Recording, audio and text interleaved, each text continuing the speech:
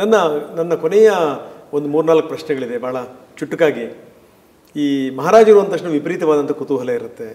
ಒಂದು ರಾಜ ಪರಂಪರೆ, ಅದನ್ನು ಹೊರತುಪಡಿಸಿ ಏನೇನು ಮಾಡ್ತಾರೆ ಅಂತೇಳಿಂದ ಯದುವೀರರು ಏನೇನು ಮಾಡ್ತಾರೆ, ಯಾವ್ಯಾವ ಕೆಲಸಗಳನ್ನು ಮಾಡ್ತಾರೆ, ಯಾವ್ಯಾವ ಕಾರ್ಯಗಳನ್ನು ಮಾಡ್ತಾರೆ? ರಾಜ ಪರಂಪರೆ ಬಿಟ್ಟರೆ ನಾವು ಸಾರ್ವಜನಿಕರೇ. ನಾವು ಈಗಿನ ಕಾಲದಲ್ಲಿ ಎಲ್ಲರಿಗೂ ಅಂದರೆ ನಿಮಗೆ ಮತ್ತು ಇಲ್ಲಿಲ್ಲವ್ರು ಎಲ್ಲರಿಗೂ ಹಕ್ಕಿರೋದು, ನಮಗೆ ಅದೇ ಹಕ್ಕುಗಳಿರೋದು. ಮತ್ತು ಒಂದು ರೀತಿಯಲ್ಲಿ ಆ ರಾಜರ ಒಂದು ಇದು ಏನು ಪದವಿ ಅಥವಾ ಸಂಬಂಧಪಟ್ಟಿರುವ ಏನು ಜವಾಬ್ದಾರಿ, ಪರಂಪರೆ ಬಿಟ್ಟು ಏನು ಜವಾಬ್ದಾರಿ ಇತ್ತೋ ಅದು ಇಲ್ಲದೇ ಇರೋದ್ರಿಂದ ಒಂದು ರೀತಿಯ ಸ್ವಾತಂತ್ರ್ಯ ಆಗಿದೆ ನಮಗೂ ಕೂಡ. ಸೊ ದೇಶಕ್ಕೆ ಸ್ವಾತಂತ್ರ್ಯ ಬಂದಿದ್ರು ಆದ್ಮೇಲೆ ನಮಗೂ ಒಂದು ರೀತಿಯ ಸ್ವಾತಂತ್ರ್ಯ ಬಂತು. ಯಾಕಂದರೆ ನಾವು ನಮ್ಮಲ್ಲಿ ಏನು ಆಸಕ್ತಿ ಇದೆ ನಾವು ಅದನ್ನ ಪರ್ಸ್ಯೂ ಮಾಡ್ಬೋದು.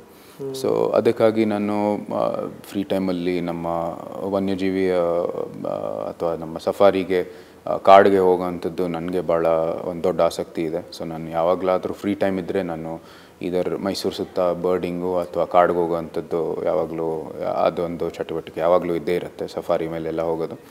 ಅದು ಬಿಟ್ಟರೆ ನಮ್ಮ ಈ ಸೈಬರ್ ಸೆಕ್ಯೂರಿಟಿ ಆಗಲೇ ಹೇಳಿದ್ದೀನಿ, ಅದು ಒಂದು ಚಿಕ್ಕ ಉಪಕ್ರಮ. ಅದರ ಜೊತೆಗೆ ನಮ್ಮ ಆಂಟ್ರಪ್ರಿನರ್ಶಿಪ್ ಸ್ಟಾರ್ಟಪ್ಸಲ್ಲೂ ಕೂಡ ಮೈಸೂರಲ್ಲಿ ಬೇರೆ ಬೇರೆ ಹೊಸ ಉಪಕ್ರಮಗಳು ನಡೀತಾ ಇದೆ.